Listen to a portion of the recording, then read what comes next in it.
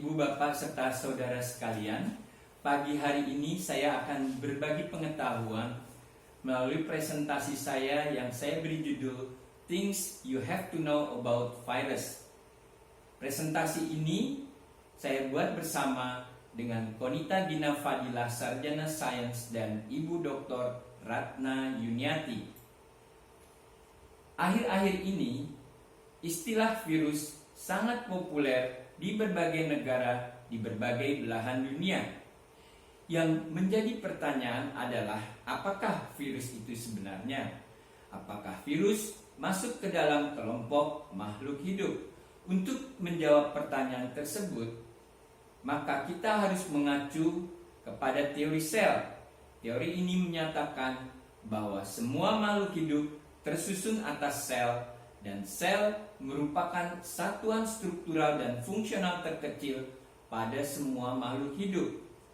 Di bawah ini adalah gambaran struktur sel yang mewakili kelompok bakteri, hewan, maupun tumbuhan. Dan dapat kita lihat pada setiap sel terdapat komponen-komponen subseluler dari masing-masing sel tersebut. Dan komponen-komponen subseluler tersebut ada yang bersifat esensial. Ini adalah komponen yang penting pada bakteri, yang hijau ini pada tumbuhan, dan yang biru pada sel hewan. Dan bila ketiganya kita gabungkan, maka kita dapat menyimpulkan bahwa setiap sel mengandung materi genetik yang membawa kode hereditas, dan setiap sel memiliki membran sel yang akan mengatur keluar masuknya berbagai senyawa kimia ke dalam maupun keluar sel terkait transport nutrien dalam proses metabolisme. Dan setiap sel juga memiliki ribosom, yaitu struktur subseluler tempat terjadinya sintesis protein, antara lain adalah enzim yang bermanfaat atau berperanan penting dalam proses metabolisme. Di dalam sel juga terdapat cairan sel, yaitu tempat berbagai nutrien terlarut di dalamnya, dan juga tempat terjadinya berbagai reaksi kimia terkait proses metabolisme. Kalau kita telah membahas struktur dari sel, maka sel juga harus mampu melakukan aktivitas fungsionalnya, di mana setiap sel pada makhluk hidup mampu melakukan metabolisme secara mandiri. Metabolisme akan menghasilkan energi yang diperlukan untuk menjalankan aktivitas kehidupannya. Sementara metabolisme juga menghasilkan senyawa-senyawa pembangun yang diperlukan untuk mengganti bagian struktur yang rusak atau membentuk struktur baru. Slide ini menggambarkan struktur dari partikel virus, dan bila kita bandingkan dengan struktur dari sel, struktur virus memang sangat sederhana. Pada dua tipe virus, yaitu virus tidak lengkap dan virus lengkap, dapat ditemukan adanya struktur kapsid berupa senyawa protein yang berfungsi untuk melindungi materi genetik DNA atau RNA dari virus.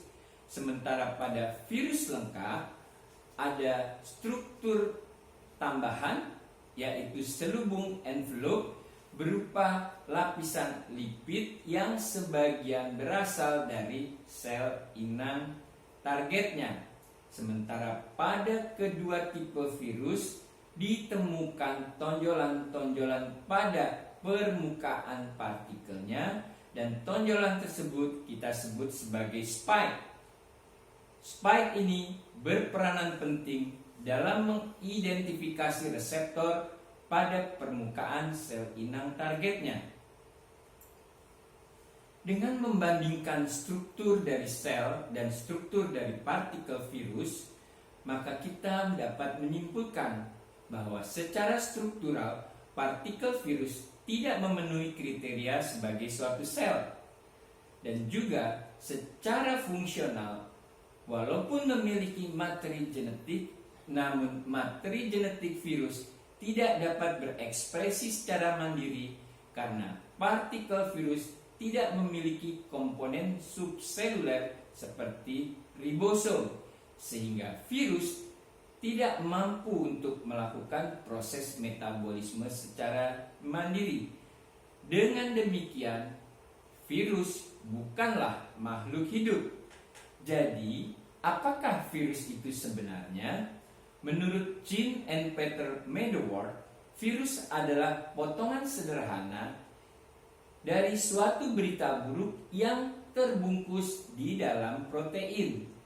Pernyataan ini menggambarkan bahwa struktur virus bersifat aseluler dan materi genetik yang dimilikinya membawa kode penyakit infeksi yang akan ditimbulkannya.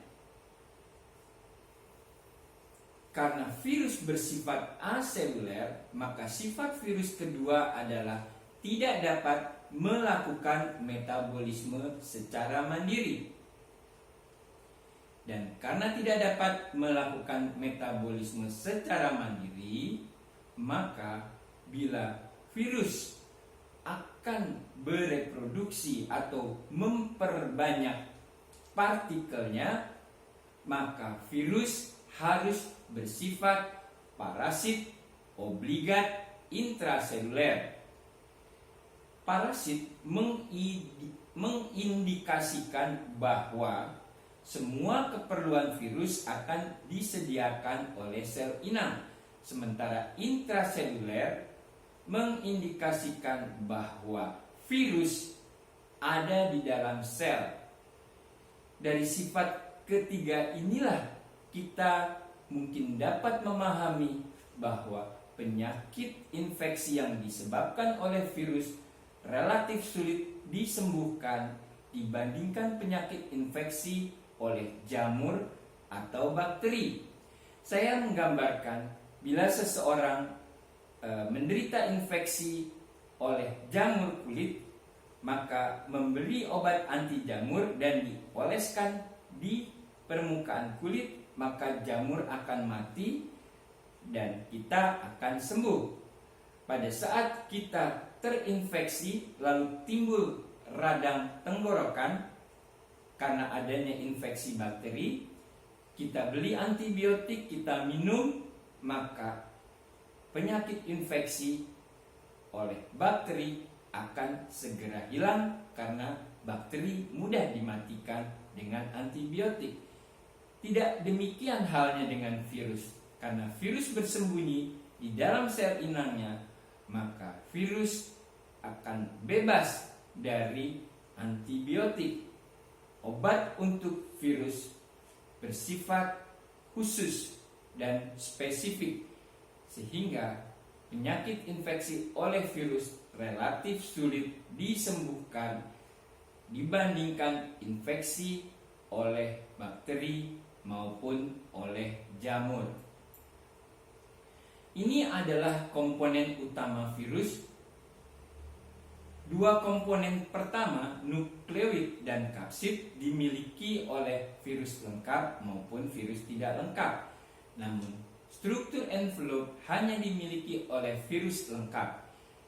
Dan virus lengkap biasanya adalah virus yang menyerang sel hewan. Virus juga memiliki beberapa enzim yang terkait untuk proses infeksinya, dan pada virus RNA terdapat spesifik enzim yang kita sebut sebagai enzim reverse transkriptase. Pada beberapa sel organisme, umumnya DNA lah yang akan mencetak RNA dengan bantuan enzim transkriptase. Namun pada virus RNA, RNA mampu mencetak balik DNA melalui bantuan enzim reverse transkriptase yang dimilikinya. Secara ilmiah, virus juga dapat diberi nama dan dilakukan oleh Komisi Internasional Taksonomi untuk Virus. Dan penamaan virus tersebut mempertimbangkan berbagai faktor antara lain inang target, bentuk kapsid, materi genetik yang dimiliki, apa sel target dari virus tersebut, apa tipe penyakit yang timbul, ada tidaknya envelope, serta immunological properties-nya. Ini adalah gambaran dari partikel virus influenza A. Pujian ini menggambarkan atau menyatakan kota tempat virus itu diisolasi. Lalu 411 ini adalah nomor isolat atau strain dari virus yang diisolasi tersebut. 2002 ini adalah tahun saat diisolasi, dan H3N2 merupakan immunological properties yang menggambarkan subtype dari virus influenza ini.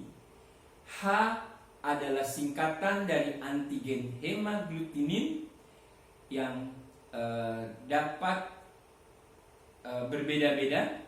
Ada 18 jenis hemaglutinin yang berbeda, dan N singkatan dari neuraminidase, dan antigen ini memiliki bentuk 11 macam antigen yang berbeda. Seperti pada makhluk hidup lainnya, virus pun akan mengalami mutasi melalui antigenic drift atau antigenic shift. Pada antigenic drift, maka mutasi atau perubahan materi genetik hanya terjadi sebagian kecil saja. Namun adanya perubahan materi genetik ini dapat pula menyebabkan adanya perubahan antigenik pada permukaan partikel virusnya. Sementara untuk antigenic shift, maka terjadi perubahan genom yang besar-besaran melalui penyusunan ulang dari parental atau asal virus yang melakukan rekombinasi, sehingga rekombinan yang terbentuk memiliki materi genetik yang totally berbeda dari materi genetik awalnya.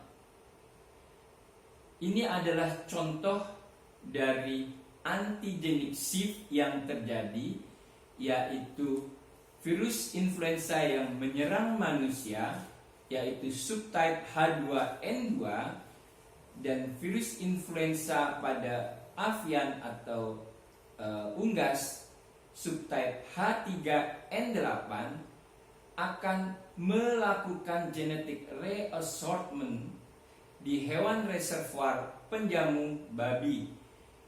Di babi inilah terjadi penggabungan dari kedua genom virus yang berbeda ini, sehingga nantinya akan timbul subtype baru, yaitu H3N2.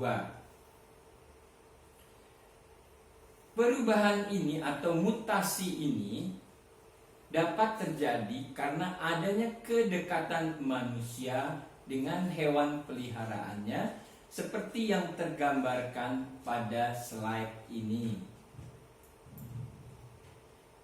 Ini adalah contoh gambaran dari timeline terjadinya antigenic shift dari virus influenza.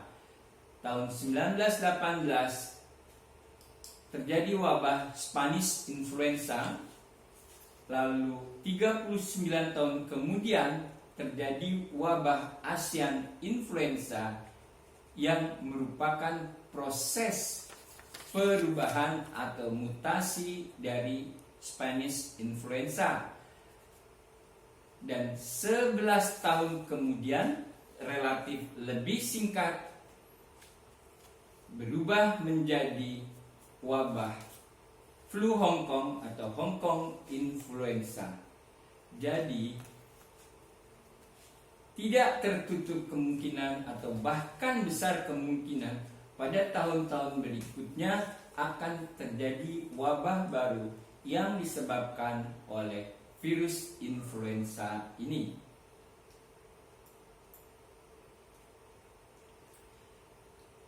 Tadi sudah dijelaskan bahwa sebenarnya virus adalah benda mati, namun partikel virus memiliki materi genetik, dan bila materi genetik ini akan diekspresikan, maka virus harus mampu menginfeksi sel inang targetnya.